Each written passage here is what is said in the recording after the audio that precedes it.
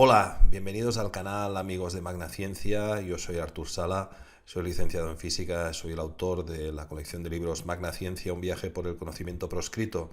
Y hoy en esta 37 entrevista tenemos un invitado muy especial porque es la primera entrevista internacional que hacemos, el profesor homeópata y acupuntor Kobi Nehustan. Desde Israel nos llega hoy una de las principales autoridades del mundo en homeopatía clásica. El profesor Nehustan se formó con el profesor Vitrulkas en Grecia, que es el que dirige actualmente la escuela de homeopatía clásica. Hoy tenemos un tema de lujo, verdaderamente de lujo, con una autoridad top en este particular tema. Esta entrevista ha sido o se ha podido hacer gracias a la colaboración con la Fundación de Bacharia, que son los encargados de llevar a cabo los cursos del curso de 4 años que el profesor Nehustan va a dar en España, es en concreto en la región de Murcia. Os dejo información sobre la formación y sobre el centro de Bacharia en la descripción del vídeo para que podáis saber un poco más sobre esta interesantísima formación que nos llega con una de las principales, como digo, autoridades en el mundo, si no la principal autoridad del mundo en este momento en homeopatía clásica, en la escuela clásica y en el legado que nos dejó hace 2 siglos Samuel Hahnemann. En la descripción del vídeo, como os digo, os dejo enlaces para que podáis conocer más el trabajo del profesor Nehustan. Y en la página web de la Fundación de Bacharia tenéis varios vídeos en su canal de YouTube con diferentes cápsulas, diferentes vídeos breves, donde el profesor Nehustan nos explica los diferentes aspectos de la homeopatía, como los miasmas, en fin. Es muy interesante que le echéis un vistazo, os suscribáis al canal. Y decir también que la formación que va a hacer el profesor Nehustan es de homeopatía clásica con códigos. Es algo verdaderamente interesante que él nos va a presentar durante esta entrevista. Y nada, espero que sea de vuestro interés. Tratamos en este canal siempre de dar la información más top que pueda haber sobre todo aquello que en ciencia no es considerado como debería de ser. Y nada, sin más, os dejo con la entrevista con el profesor Nehustan. Gracias también a Zaida, que nos ha ayudado durante la entrevista en la traducción de la misma.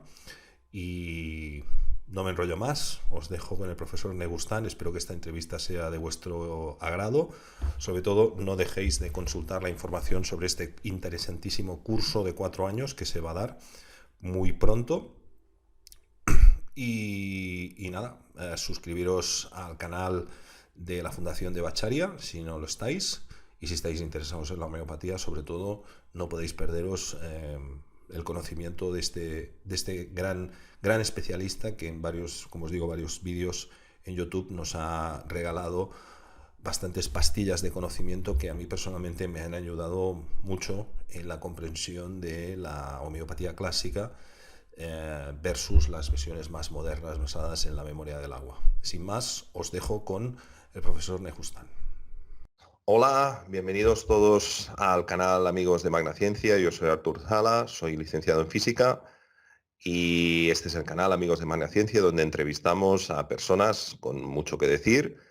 Y hoy tenemos un invitado, el primer invitado internacional, que es Kobi Nehustan desde Israel, nos llega. Kobi es una de las principales autoridades en el mundo en homeopatía clásica. Fue alumno del profesor Vitrulkas, que es la principal autoridad de homeopatía clásica en el mundo, que tiene una escuela en Grecia, donde forma profesionales médicos de todo el mundo en homeopatía clásica.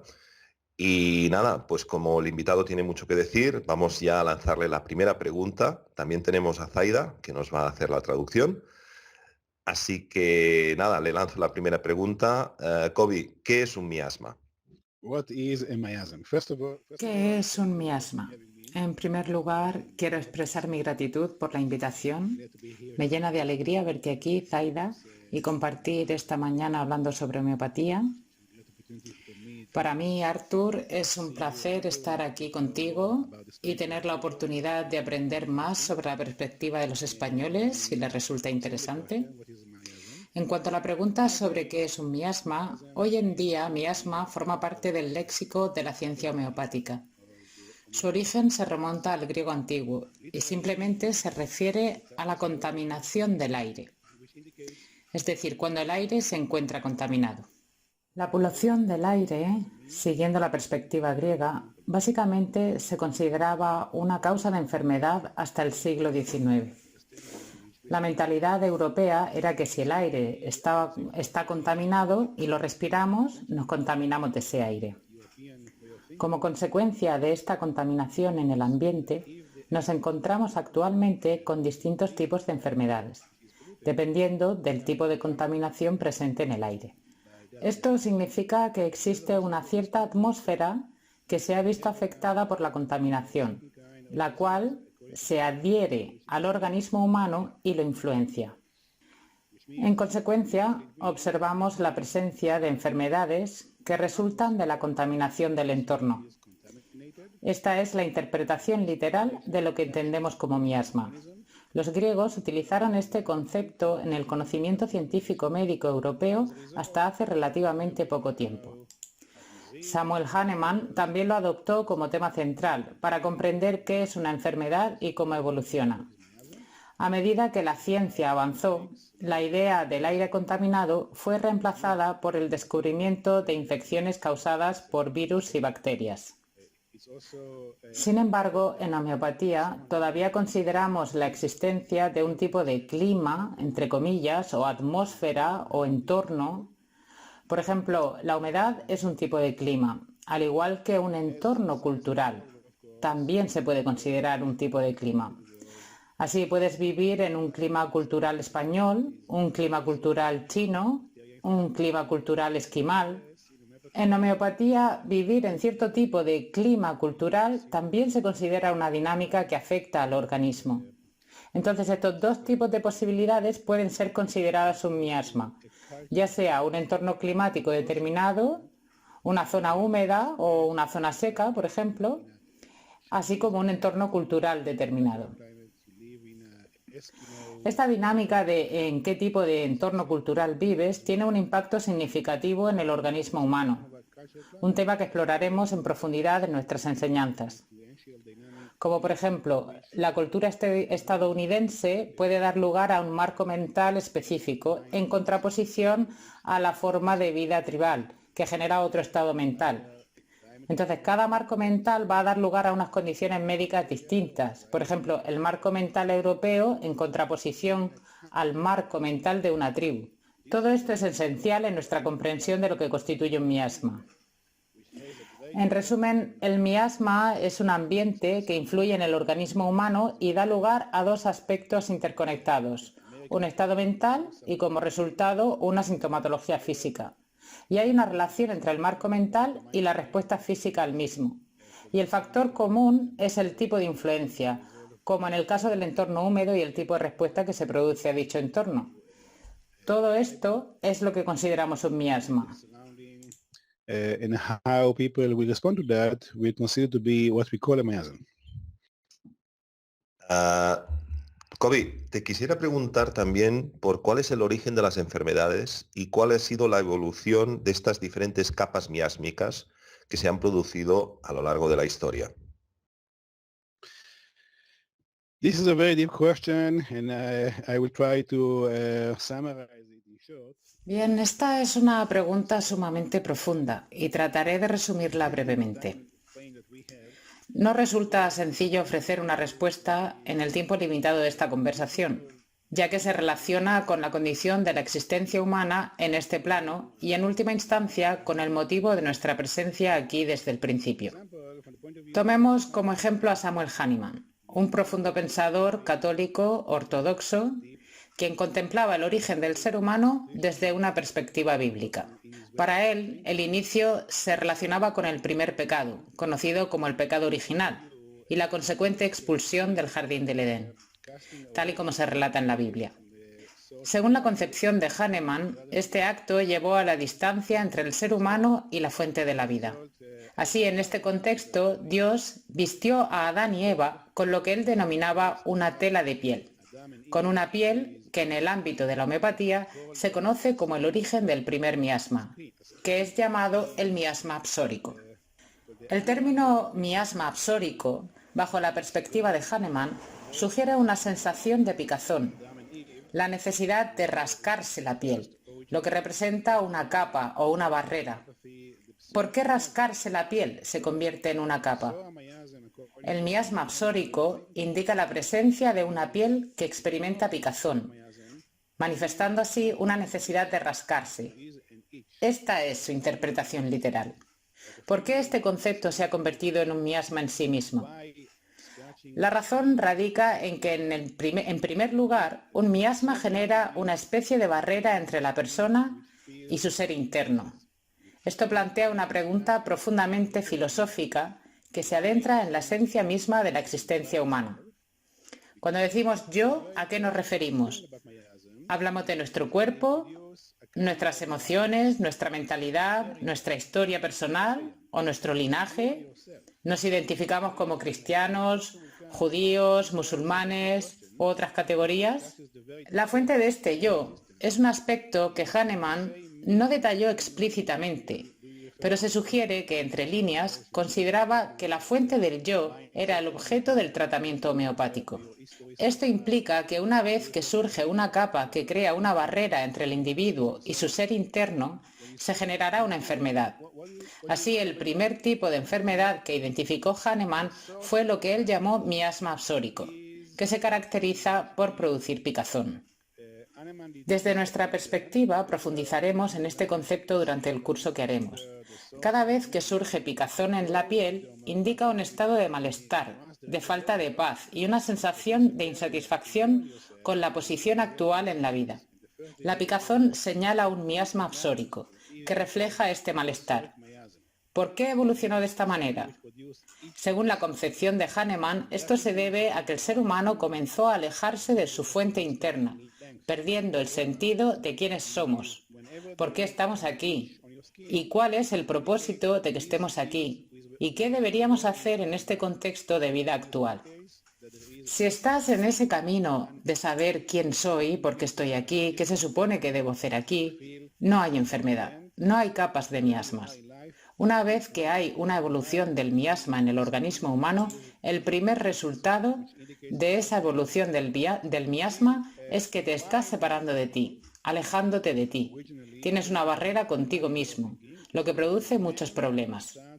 Comienza con un problema físico, pasa por dificultades emocionales y finalmente llega a toda una crisis psicológica. Y estas son las diversas capas de lo que significa estar lejos de uno mismo. Lo que significa que siempre que haya una evolución del miasma, indicará que la persona se está alejando cada vez más de la causa de por qué está aquí. ¿Cuál es la razón que lo ha traído aquí? De lo que se supone que debe hacer aquí y también del conocimiento de las cosas concretas, de las cosas que tienen que cumplirse en esta vida. A medida que la persona se vuelve más saludable y le vamos quitando la capa miasmática, y a lo largo de la historia de la humanidad, esto es lo que vemos clínicamente hablando, vemos que las personas se acercan más a la fuente de ese yo, con más conocimiento de los aspectos existentes más básicos, con preguntas más existenciales como ¿por qué estoy aquí? ¿Cuál es el propósito de mi vida? Y te digo esto a ti, Arthur, y a todos los que me escuchen en el futuro. Estas preguntas no son filosóficas, son preguntas clínicas. Si no se responden estas preguntas, la persona sufrirá una enfermedad. ¿Por qué? Porque en cada persona hay una línea de vida que debe cumplirse. Si no se cumple, el resultado será enfermedad y sufrimiento. Según nuestra forma de pensar, los síntomas que una persona desarrolla, ya sea en el cuerpo físico o en la dinámica emocional o mental, indicarán dónde está la barrera. ¿Dónde está la barrera entre la persona y ella misma? La persona y su camino. La persona y la causa de por qué está aquí. Todo esto estará bajo la categoría de los diferentes miasmas que hay allí, que comenzaron desde el miasma psórico, el primer miasma que produjo la barrera, que produjo el descontento.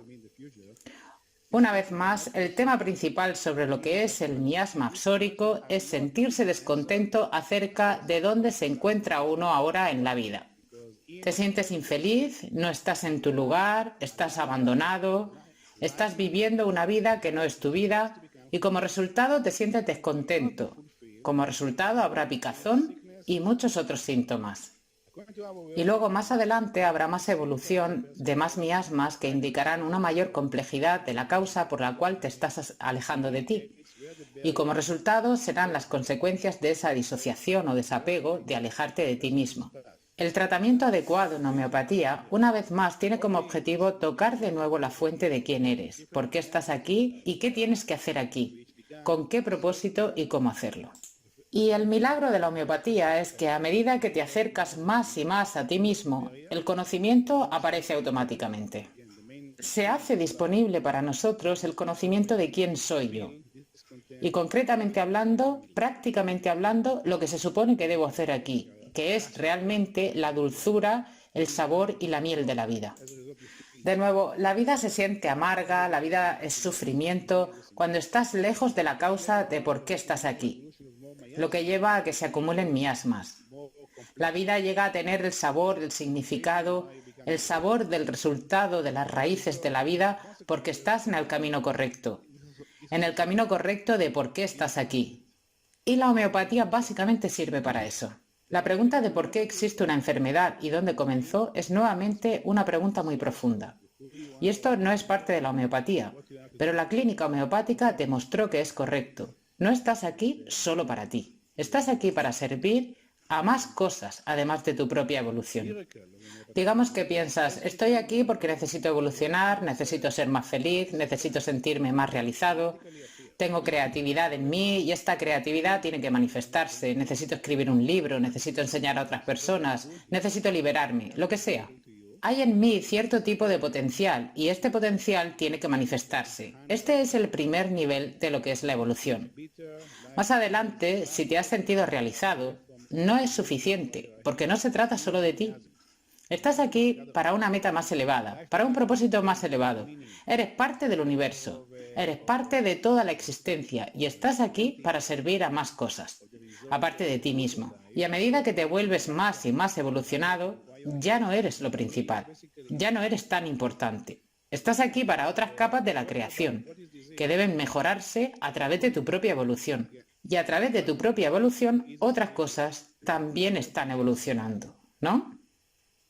Y debido a que debes evolucionar cada vez más, habrá como resultado algunas cosas que no tienes en este momento.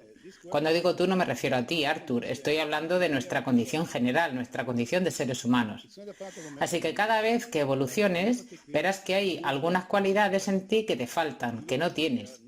Para cumplir el propósito necesitas evolucionar en ti cosas que en este momento no tienes, ¿ves? Por ejemplo, en el budismo lo llaman la gracia, lo que significa que hay ciertos tipos de cualidades que debes desarrollar y que no tienes en este momento.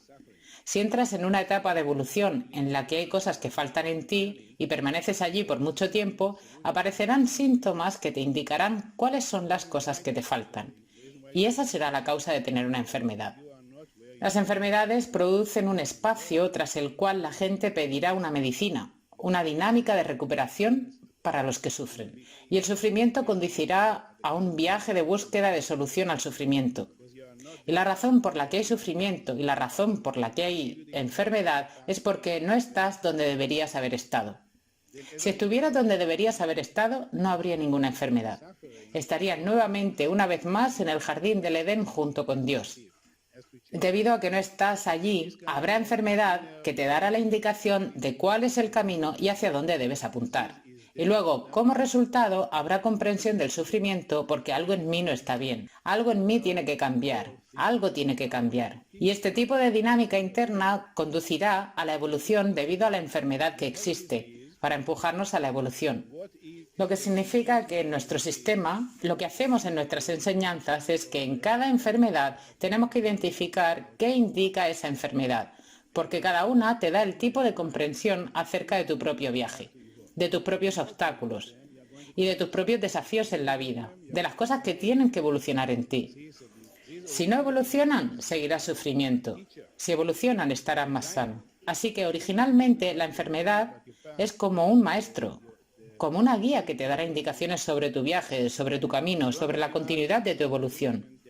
Y mientras estés en el camino de la evolución, habrá síntomas, no necesariamente una enfermedad completa, pero habrá algunos síntomas que serán una especie de guía para ti, para mí, para todos, para darnos indicaciones sobre los desafíos, sobre el límite actual de nuestra tarea, sobre nuestros desafíos en la vida. Y además, los síntomas y la enfermedad nos darán la indicación de qué hacer, qué es lo que tiene que cambiar. Entonces, todo esto es lo que es el principio que hay detrás de todas las enfermedades, que es el principio de la evolución. Sí, quisiera preguntarte como tercera pregunta sobre el tema de la fuerza vital o la energía vital.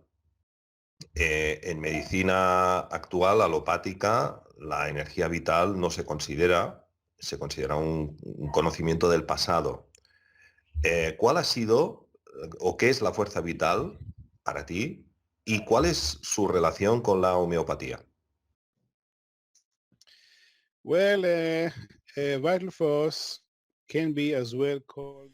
Bueno, la fuerza vital también puede ser llamada chi, como en tai chi, qigong, o la vitalidad básica que se utiliza en la acupuntura a través de las agujas u otras técnicas de meditación. También puede ser denominada prana, y en la tradición del yoga y la védica tenemos el pranayama, que se enfoca en el control de la vitalidad a través de la respiración. En Europa se le puede llamar éter, una estructura química que incluye 4 elementos: tierra, agua, viento y fuego.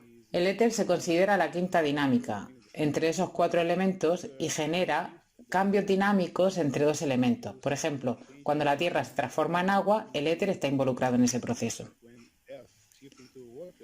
El éter también puede ser visto como una forma de fuerza vital. El término fuerza vital no fue inventado por Hahnemann, lo adoptó de los escritos químicos de Paracelso, quien trabajó extensamente con el concepto de fuerza vital, similar a lo que llamamos chi, prana u otros nombres similares. Desde la perspectiva de las civilizaciones antiguas, la energía que forma el universo es fundamental. Todas las religiones antiguas entendían que existía una fuerza vital básica que nutría la creación, el cuerpo humano y la naturaleza. En la ciencia actual, a menudo pasamos por alto esta capa vital, aunque consideramos lo que es la energía. La energía es un fenómeno fundamental que constituye el universo y hoy en día contamos con más evidencia científica de una vitalidad concreta en la que se basa todo. Desde la perspectiva de la homeopatía, esta fuerza vital es la que da origen a la vida, al sentimiento de vida y a la energía vital. Y también conecta los diferentes niveles. Esto significa que la homeopatía trabaja a través de la fuerza vital. Cuando se administra un remedio, este cambia y modifica la fuerza vital en el organismo. La forma en que un remedio afecta a la fuerza vital es un tema complejo, pero todos los remedios homeopáticos influyen en ella. Esto produce un efecto dual, tanto emocional como físico, porque la fuerza vital es la capa que crea la unidad en el organismo humano, conectando los diferentes niveles y manifestando cómo las emociones afectan al cuerpo y viceversa. Si deseas que hable más sobre esto, puedes hacerme una pregunta, pero esto sería como una versión reducida de lo que es la fuerza vital. La fuerza vital es algo que puedes sentir con facilidad.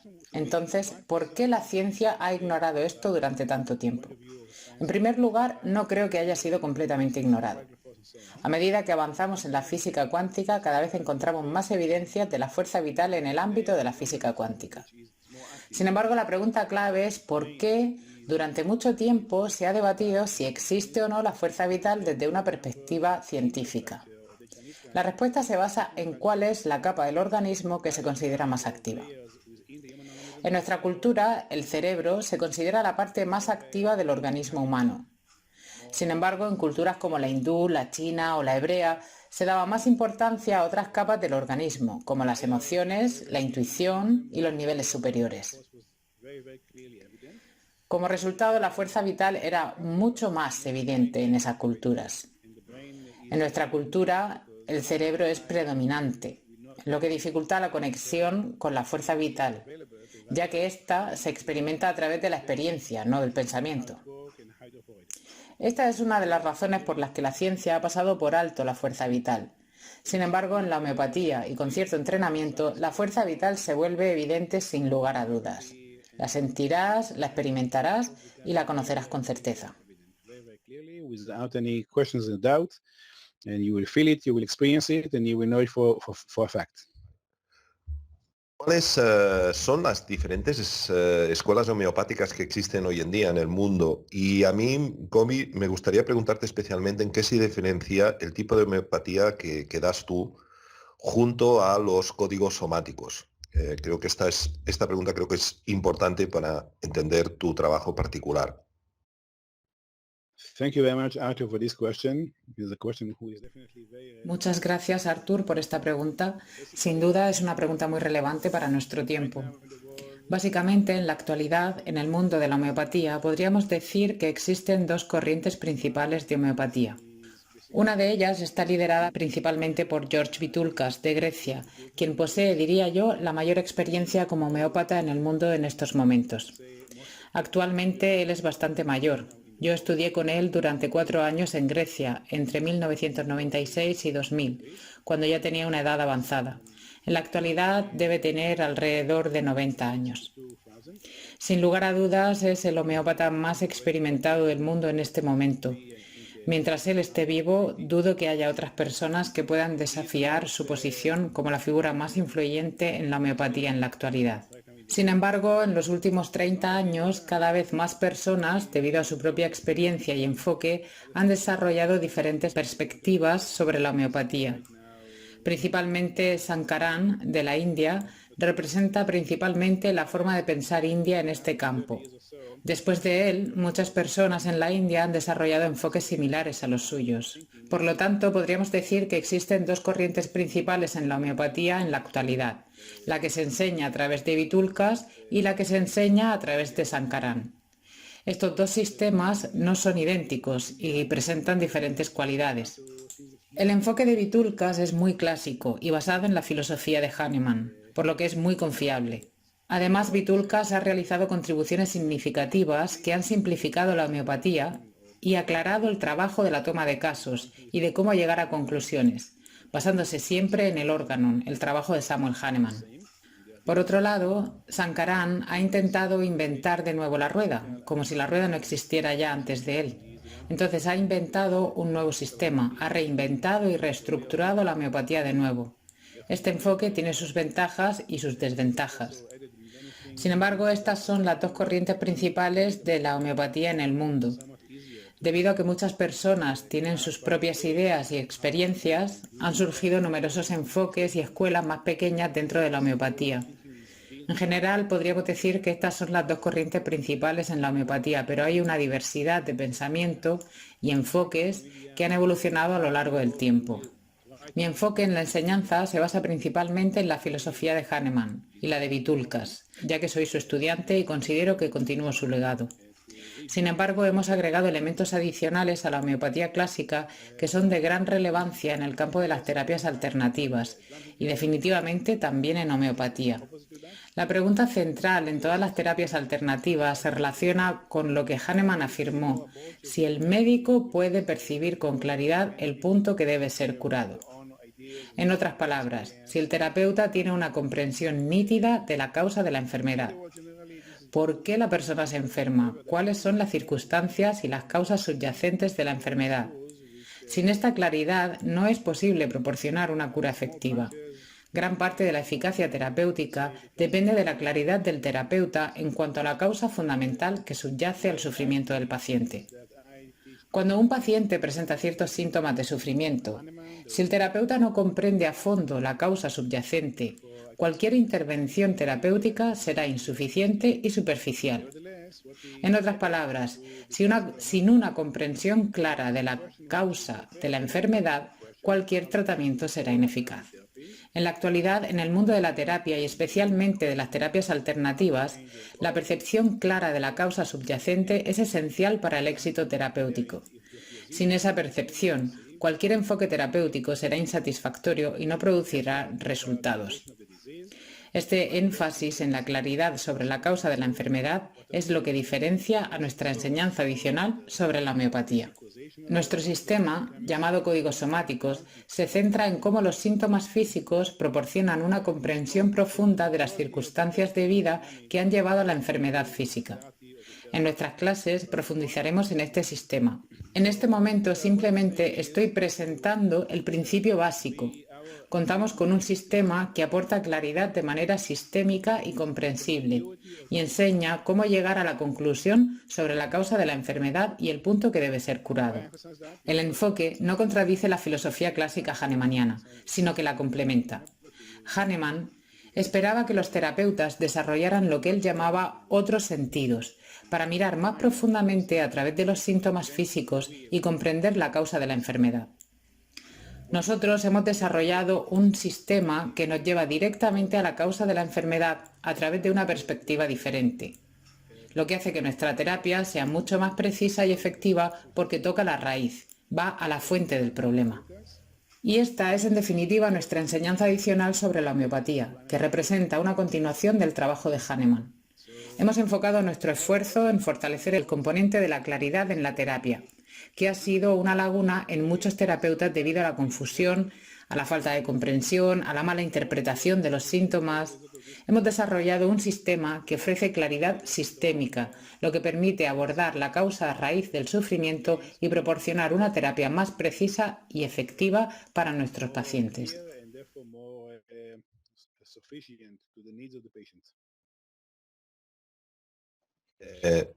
Sí, la siguiente pregunta es obligada, ¿no? ¿Cuál es la diferencia entre la memoria del agua, que descubre Benveniste y Luc Montagnier, y la homeopatía clásica? Esa pregunta yo le tengo un especial interés. First of all, Estoy completamente de acuerdo en que este es un punto de discusión fundamental entre la homeopatía y la medicina convencional. Básicamente, la pregunta gira en torno a cuál es el agente de curación, o lo que Hahnemann llamaba el agente de recuperación. ¿Cómo actúa el medicamento, que es el medio para lograr la recuperación? Desde la perspectiva de la medicina convencional, el proceso de recuperación se atribuye principalmente a las sustancias químicas que se introducen en el organismo humano. Por ejemplo, medicamentos como antihistamínicos, antibióticos, esteroides, quimioterapia, entre otros, se basan en la acción de compuestos químicos específicos que afectan el cuerpo humano para inducir la recuperación. En cambio, desde la perspectiva de la homeopatía, lo que desencadena y facilita el proceso de recuperación es la comprensión y manipulación de la fuerza vital.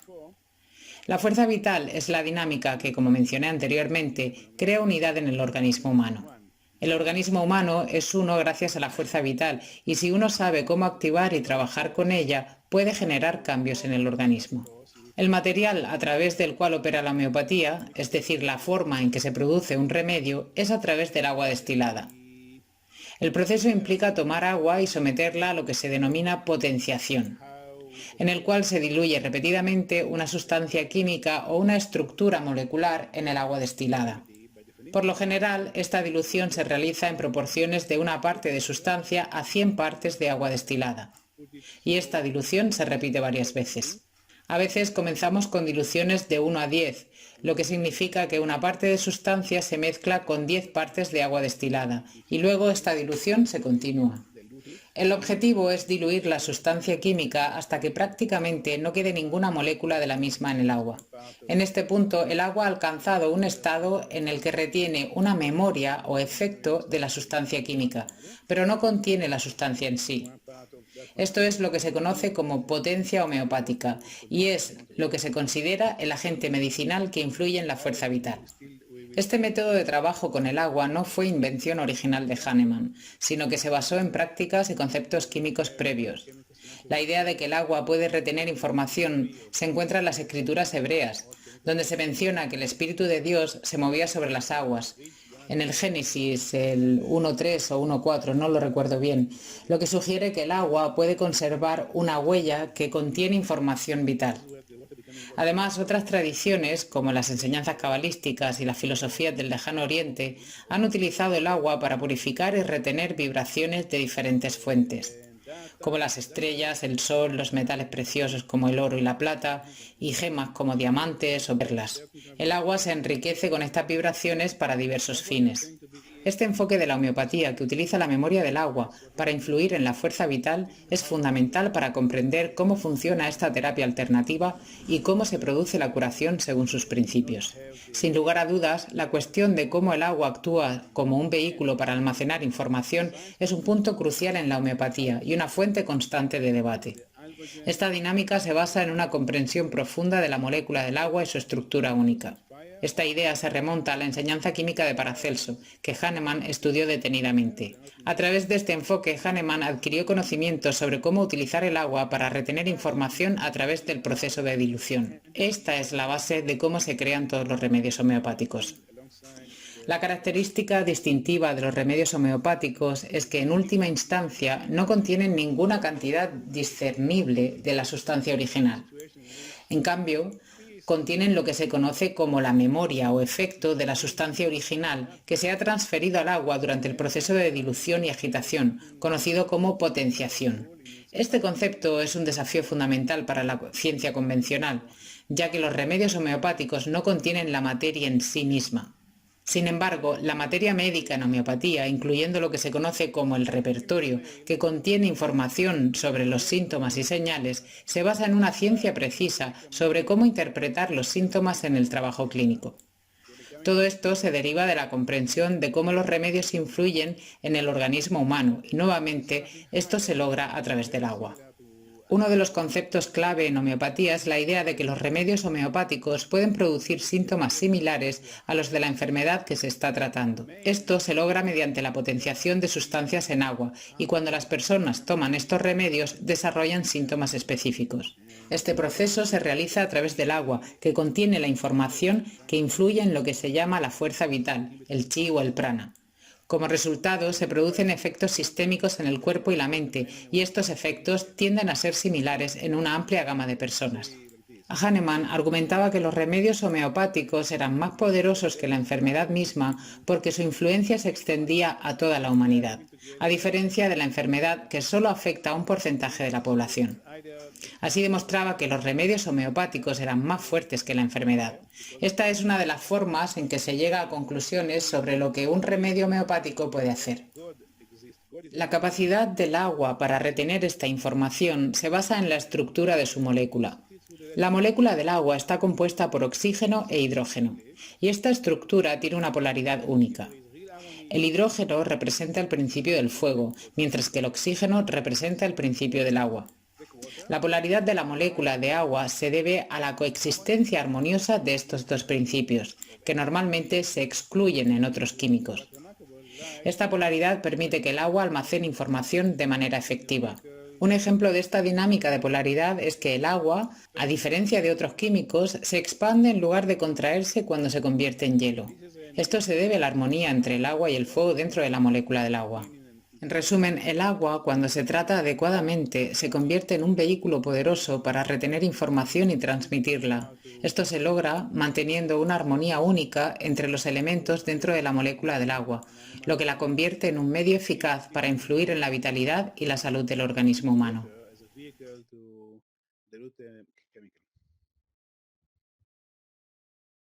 Y la siguiente pregunta es, bueno, ¿qué explicación científica, si es que hay, está detrás del funcionamiento de la homeopatía, que entiendo que más o menos lo has ido introduciendo durante esta presentación?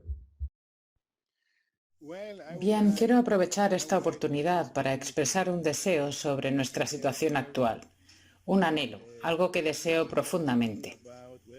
Hoy aquí en Israel estamos celebrando el Año Nuevo. Hace tan solo unos días dimos la bienvenida al Año Nuevo. En este nuevo comienzo solemos albergar esperanzas para el futuro, y mi esperanza es la siguiente. Deseo que la comunidad científica esté dispuesta a explorar la existencia de lo que llamamos energía y la capacidad del agua para retener información. Deseo que la ciencia esté dispuesta a reconocer que en el ser humano, más allá de su estructura física, existe lo que denominamos alma o espíritu. Si la ciencia acepta estos conceptos como elementos fundamentales y reales, podrá avanzar hacia la creación de fórmulas matemáticas que expliquen cómo y por qué funcionan. Hay ciertos principios que deben incorporarse al pensamiento científico y que si se ignoran seguirán siendo motivo de debate. El debate gira en torno a una pregunta fundamental. ¿La estructura humana es únicamente una entidad química o la química del cuerpo humano es el resultado de la vida humana? Este es el núcleo del debate. Desde el punto de vista científico, la vida humana se reduce a una estructura química. Sin embargo, nosotros no consideramos esto un hecho. Sostenemos que la química es parte del cuerpo humano, pero es el último eslabón en la cadena de la existencia humana. ¿Lo comprendes? Este debate se centra en esta cuestión. Desde la perspectiva científica, ¿qué es la vida humana? Una estructura química. Nuestra opinión es diferente. Consideramos que la química es parte del organismo humano, pero no define completamente la dinámica esencial de lo que es un ser humano. ¿Me siguen? Si la mente científica albergara siquiera una chispa de apertura hacia la posibilidad de que existiera algo más allá de la estructura física, entonces podríamos demostrar los principios de la homeopatía, que son razonables y lógicos, y que es posible enseñarlos mediante un enfoque matemático y científico altamente sistemático. Esto implica, por supuesto, la inclusión de principios que caen dentro del pensamiento científico tradicional. Sin embargo, la homeopatía es una ciencia que se puede transmitir mediante un método simple y racional. Una vez que agreguemos estos elementos esenciales a nuestra comprensión como la vitalidad y el alma y desentrañemos las capas del ser humano, será mucho más sencillo demostrar la eficacia de la homeopatía, explicar cómo funciona y al final establecer un sistema matemático que analice su funcionamiento y permita abordar la homeopatía desde una perspectiva científica. Mi visión, lo que deseo que se produzca en nuestra reflexión, es una mayor apertura mental para aceptar realidades que podemos sentir, pero que de momento no hemos logrado formalizar en ecuaciones matemáticas. Conceptos como la fuerza vital, las energías sutiles, el espíritu y la conciencia superior. Imaginen a una persona que posee una mente altamente matemática y científica, que trabaja con gráficos y estadísticas, pero que también experimenta emociones, vibraciones y la fuerza vital. Lo que deseo es que la ciencia se adentre en la comprensión de la dinámica experiencial de la fuerza vital, el espíritu y la conciencia superior. De este modo, la ciencia se abrirá puertas que en la actualidad están cerradas. Facilitará la exploración científica de conceptos que todavía se nos escapan. Por ejemplo, mencioné anteriormente cómo el agua puede ser un vehículo de conocimiento y cuál es el mecanismo subyacente. Existen dos enfoques para abordar la vida, desde la perspectiva de la química y desde la perspectiva de su origen interno, lo que hace que la estructura se convierta en estructura desde dentro. La ciencia avanzará gracias a esta exploración experiencial y se abrirá a una amplia gama de campos que actualmente permanecen inexplorados. Creo que este año veremos avances significativos en esta dirección.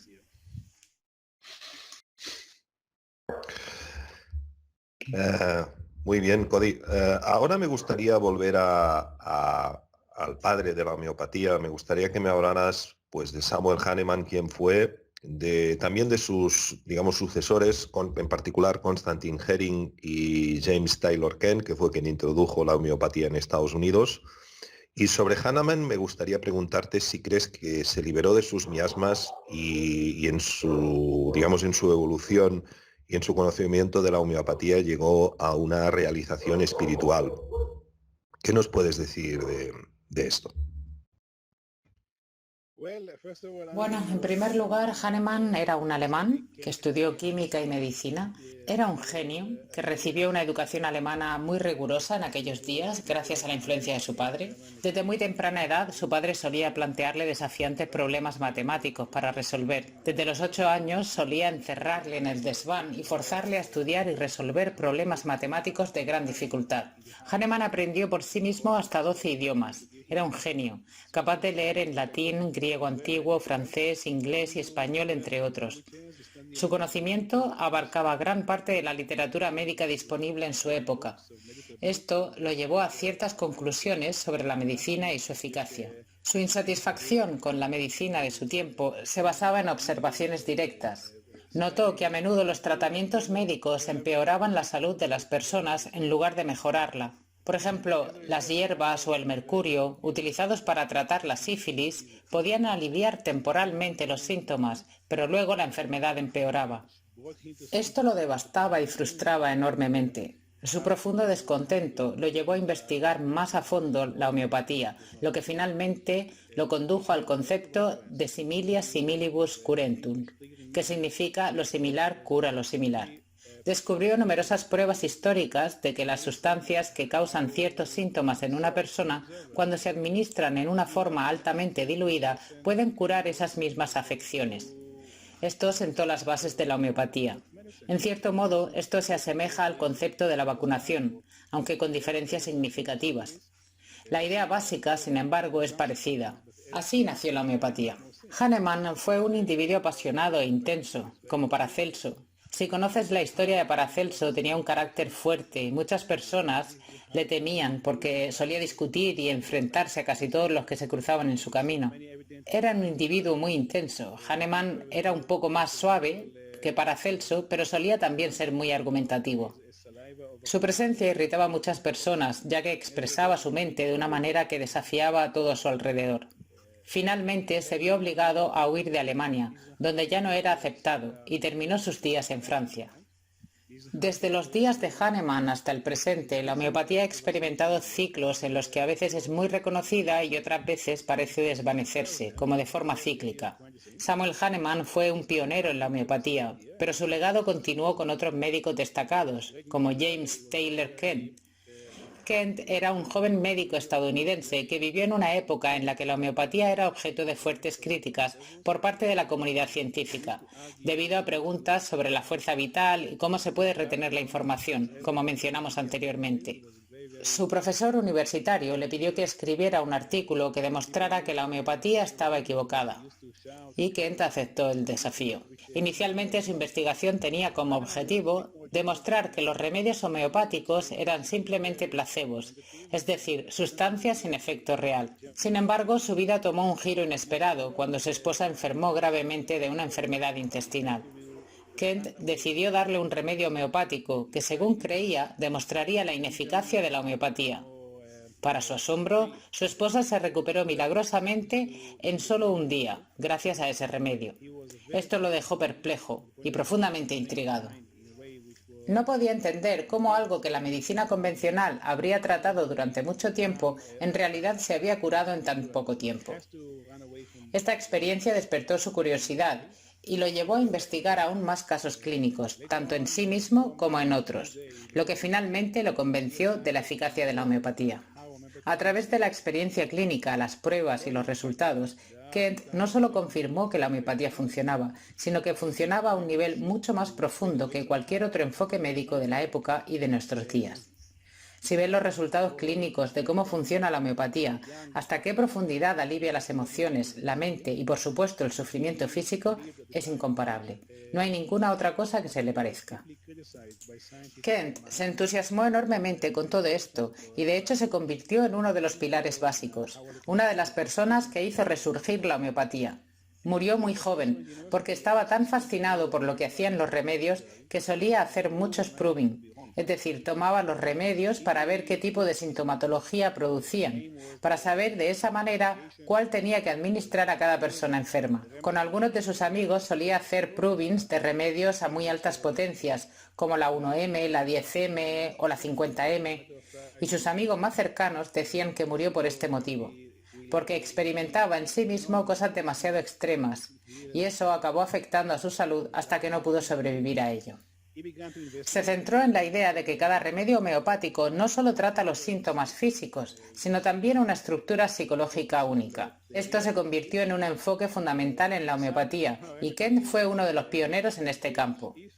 Dejó tras de sí todo un legado de textos que permitió que más tarde Vitulkas, mi profesor, a través del trabajo de Kent, desarrollara la concepción del alma del remedio, que significa cómo entender la personalidad de un remedio. Cada remedio tiene una imagen completa que abarca tanto su aspecto físico como sus rasgos emocionales y mentales. Vitulkas fue uno de los primeros que desarrolló la idea de la imagen del remedio, es decir, ves un individuo con una estructura física y emocional que produce como una foto, como una imagen. Y respecto a Hering, él es una figura muy importante en la homeopatía también. Él es quien desarrolló lo que llamamos la ley de Hering, una ley que ha generado preguntas sobre si es universal o exclusiva de la homeopatía. La ley de Hering sugiere lo siguiente. Cuando se trata adecuadamente una enfermedad, los síntomas deben avanzar desde el interior del cuerpo hacia el exterior. Esto significa que si, por ejemplo, se trata la gastritis en el estómago con el remedio adecuado, la gastritis se curará.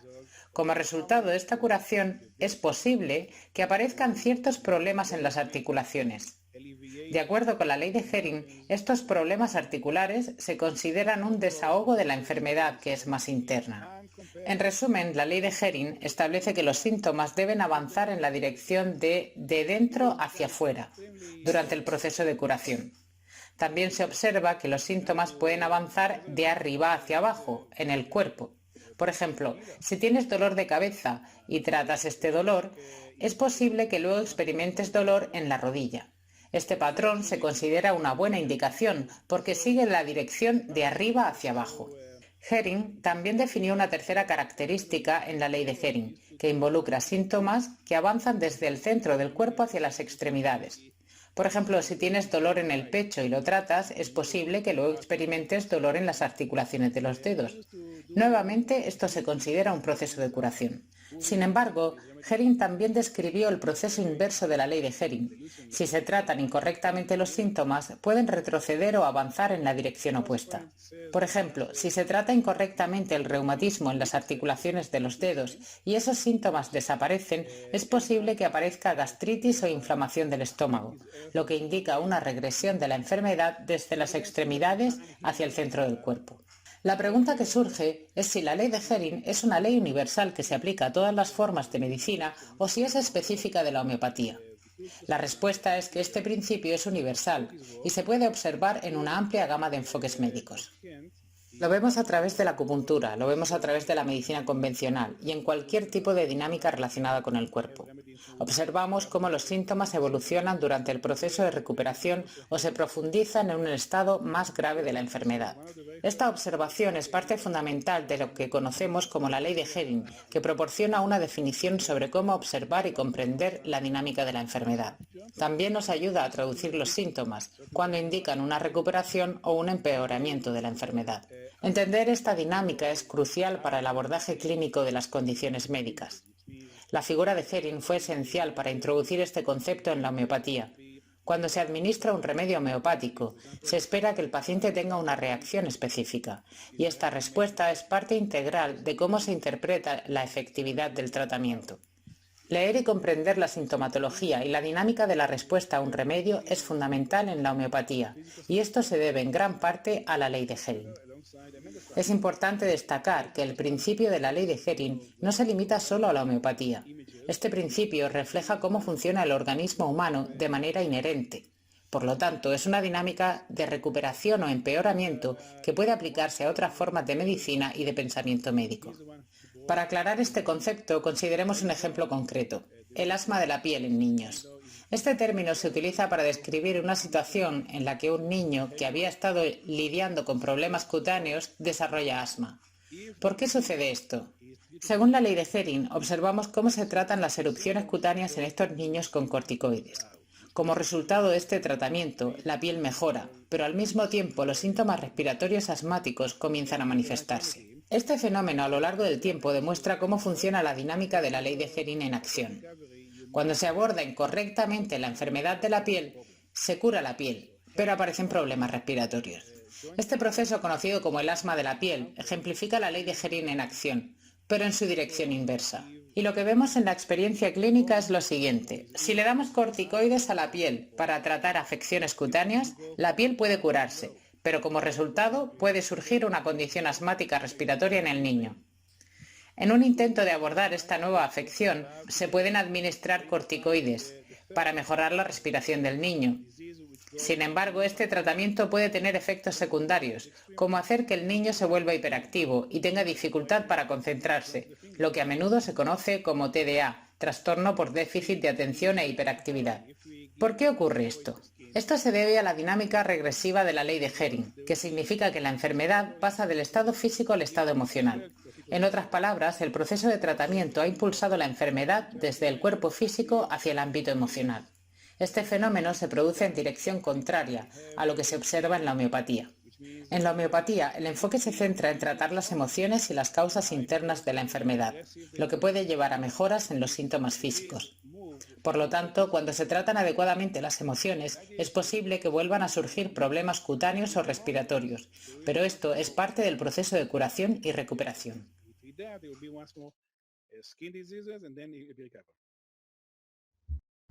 La siguiente pregunta, a ver, que te quería hacer, aunque en cierto sentido ya has contestado, porque ya has hecho referencia a él, es cuál sería el principal autoridad de homeopatía en el mundo.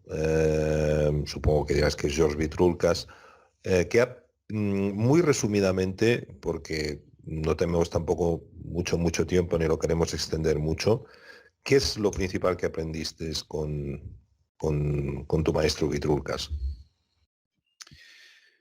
Well, look, I will tell you the truth. Cada vez que conoces a un maestro, el maestro está ahí para inspirarte. No se trata tanto de lo que él puede enseñarte, sino que es más bien una cuestión de encender el fuego. Mira, un verdadero maestro no te está enseñando información. Él enciende el fuego y esto es lo que Vitrulkas me hizo. Cuando lo vi por primera vez, sentí cómo se encendía en mí el fuego de la homeopatía, entusiasmándome mucho.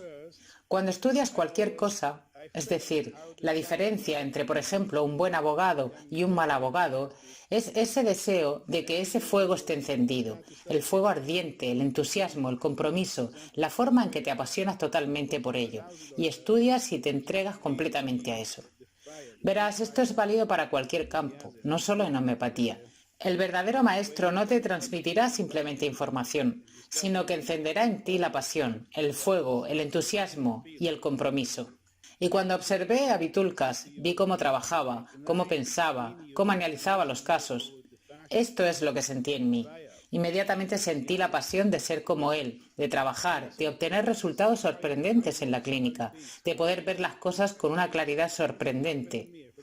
Encendió en mí el fuego que me impulsó a estudiar hasta estos días, básicamente con mucha fuerza, devoción y sinceridad, durante mucho tiempo, sin tener en cuenta el esfuerzo, el cansancio y lo que requería dar todo de mí. Un maestro haría exactamente eso. Verás, un maestro en cualquier campo no te transmitirá simplemente hechos o conocimientos. Su objetivo es encender la pasión dentro de ti. El fuego tiene que encenderse y eso es lo que diferencia a un verdadero maestro. Ujú. Me ha gustado esta definición porque yo coincido con él. Un buen maestro, más que enseñarte, lo que hace es motivarte, es activar este fuego que todos tenemos dentro. Kobe, sobre la homeopatía, puede tener efectos secundarios si no se utiliza correctamente. ¿Qué puedes decir sobre esto? Well, it's entered to the field of what we call Bueno, hemos entrado en el campo de lo que llamamos cómo probar el remedio en la dinámica de demostración y del conocimiento sobre los remedios homeopáticos. Por definición, todos los remedios tienen un efecto. Es una característica intrínseca de los remedios. ¿Por qué? Porque conocemos un remedio por su capacidad de producir cambios en el organismo. Puedes tomar un remedio que no necesariamente sea beneficioso para ti, pero desarrollarás síntomas y a través de esos síntomas puedes comprender qué es lo que el remedio realmente cura en las personas que tienen esos mismos síntomas. Esto es lo que llamamos el proving o la prueba del remedio, lo que significa que por definición cualquier remedio específico tendrá un efecto en ti. Ahora bien, si tomas un remedio de vez en cuando, no causará un daño significativo. Sin embargo, si aplicas un remedio con demasiada frecuencia y en exceso, tendrás un efecto. Y si no es el remedio que necesitas, el efecto será una enfermedad. Esto resultará en el desarrollo de una nueva enfermedad que refleja la acción de la estructura química del remedio. Entonces, la respuesta es sí. Si tomas un remedio que no es el adecuado para ti y lo tomas durante mucho tiempo, experimentarás lo que llamamos un proving, lo que significa que provocarás síntomas de la enfermedad que debería tratar en las personas que realmente lo necesitan. Por ejemplo, si tomas un remedio como Natrum muriaticum, que se elabora a partir de la sal común, y no es el remedio que tú necesitas, pero lo tomas durante un periodo prolongado y con frecuencia, como este es uno de los remedios principales de la homeopatía para las personas que tienen la experiencia del corazón roto, que han pasado por experiencia de decepción, de desengaños amorosos, de pérdida de seres queridos, etc., desarrollarás síntomas de tristeza y de pena sin que ni siquiera puedas entender de dónde viene ese sentimiento. Te sentirás triste aunque no haya una razón evidente para ello. Pero si estás triste y tomas este remedio, la tristeza se curará y te sentirás mejor. Esto destaca la importancia de comprender cuándo y cómo administrar los remedios homeopáticos. Como mencioné anteriormente en relación con la ley de Hering, la respuesta al remedio es extremadamente importante para comprender cómo interpretarla, ya sea que indique un proceso de recuperación o uno regresivo. Los remedios homeopáticos no deben tomarse a la ligera.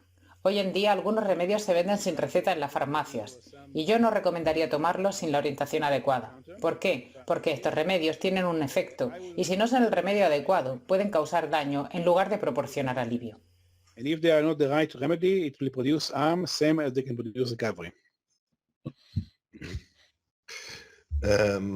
Kobi, me gustaría preguntarte ahora por qué decidiste estudiar homeopatía, qué significó para ti, sobre todo en consulta, y cómo ha mejorado la calidad de tus consultas, porque creo que en el curso que vas a dar vas a dar una especial importancia al éxito en consulta, ¿no? En primer lugar, la homeopatía es un sistema que está directamente relacionado con la recuperación de la enfermedad. A menudo en nuestro campo nos llamamos a nosotros mismos los desamparados del mundo medicinal. Esto se debe a que muchas personas se burlan de nosotros, hacen chistes sobre la homeopatía y dicen que solo es un placebo, pero cuando las personas se enferman gravemente, acuden a nosotros y las curamos. Tenemos muchos casos así, de personas que se ríen de la homeopatía y hacen bromas al respecto, pero cuando se enfrentan a una enfermedad seria, vienen a nosotros. Y es aquí donde su perspectiva cambia, porque la única cosa que puede curarlos es la homeopatía. Lo que quiero decir con esto es que tratamos los casos más difíciles y complejos. Nos ocupamos de aquellos que han probado de todo en la medicina convencional y no han experimentado mejoría.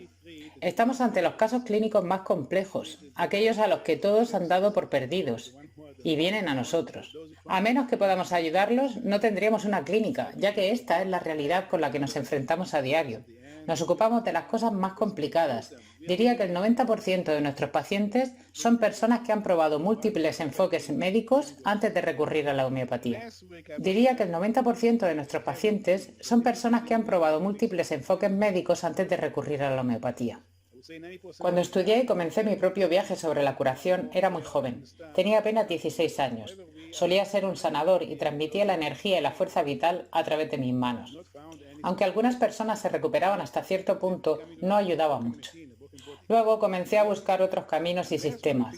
Participé en diversas ceremonias antiguas sobre cómo sanar. Ya en aquella época tenía 17, 18, 19 años. Sin embargo, llegó un momento en el que me di cuenta de mis limitaciones. Todo terapeuta, sin importar quién sea, debe comprender dos cosas: lo que puede hacer y lo que no puede hacer. Y fue cuando me di cuenta de lo que no podía hacer que continué avanzando y conocí la acupuntura. Exploré la acupuntura durante varios años. Aprendí de ella que tiene un gran potencial, pero también que tiene sus limitaciones. Fue en ese momento, cuando tenía alrededor de 27, 28 años, que conocí a Vitulkas. Él hablaba en aquel momento de hacer un programa de formación de 4 años de duración. Si bien previamente había estudiado homeopatía junto con la acupuntura, no me había impactado profundamente. Mi interés se inclinaba más hacia la filosofía oriental de la Ayurveda, la medicina tibetana y la medicina china, las cuales abordaban cuestiones más profundas, más relacionadas con el taoísmo y el budismo, entre otros. Estas filosofías también proporcionaban respuestas a preguntas cruciales, como mencioné al principio de esta reunión, como ¿cuál es nuestro propósito aquí en esta vida? Es importante destacar que esta pregunta no es meramente filosófica, sino también clínica. Quiero enfatizar esto para todos los que me escuchan. La pregunta sobre nuestra identidad y el propósito que tenemos es esencial en el ámbito de la salud. Si no respondemos a esta pregunta, podemos enfermar, y la enfermedad actuará como un espejo que refleja lo que no vemos de nosotros mismos. Sin embargo, el budismo y la medicina china, entre otras disciplinas, ofrecen algunas respuestas a estas preguntas. Por eso, en ese momento, estaba entusiasmado con la acupuntura. A medida que adquiría más experiencia y comprendía mejor sus capacidades y limitaciones, fue entonces cuando conocí a Vitulkas y quedé completamente absorbido por la homeopatía. Hasta el día de hoy es el campo en el que me enfoco principalmente. Aunque ocasionalmente practico la acupuntura aquí y allá, la mayor parte de mi trabajo se centra en la homeopatía. ¿Por qué? Porque los resultados de la homeopatía son verdaderamente asombrosos. El espacio que se abre y te permite conectarte contigo mismo y estar disponible para tu propio camino es realmente extraordinario. Aunque la acupuntura también puede lograrlo, requiere una comprensión más profunda. Sin embargo, la homeopatía se puede estudiar, aplicar a diario y ayudar a las personas a liberarse del sufrimiento de manera sostenible, sin generar dependencia. Estos principios son fundamentales en mi filosofía de vida. No quiero ver a las personas convertirse en esclavas de nada, ni de la medicina, ni de un maestro, ni de nada, ni siquiera de un camino. Como decía el Buda, si ves al Buda en tu camino, mátalo. Lo que significa que no debes depender en exceso de tu maestro, debes volverte independiente. Por lo tanto, mi comprensión básica es que no deseo ver a nadie convertirse en esclavo de ninguna enseñanza, tratamiento o camino de curación. Deberíamos ser libres, y la homeopatía es uno de los métodos de curación que promueven esa libertad. Es por eso que me gusta tanto. No crea dependencia, ni de mí como terapeuta, ni de la medicina, ni de los enfoques terapéuticos en sí. Lo hago porque quiero ver a las personas liberadas, sin depender de nada. En nuestro campo no deseamos que nadie sea esclavo de nada. Deberían sanarse y liberarse, y vivir una vida plena. Una vez que te vuelves libre, eso no significa que te desentiendes de tus responsabilidades. Al contrario, cuanto más libre eres, más control tienes sobre tu vida de una manera madura que promueve el crecimiento. Eso es lo que entendemos por libertad. La libertad no implica descansar en la playa con un mojito todo el día o tener fiestas todo el día. Eso no es libertad. La libertad significa estar completamente desapegado de tus acciones, tener un amplio abanico de opciones y haber desarrollado tus cualidades internas para operar de manera consciente. Así te vuelves más responsable, maduro y sabio. Esa es la verdadera madurez y libertad, y es como crecemos.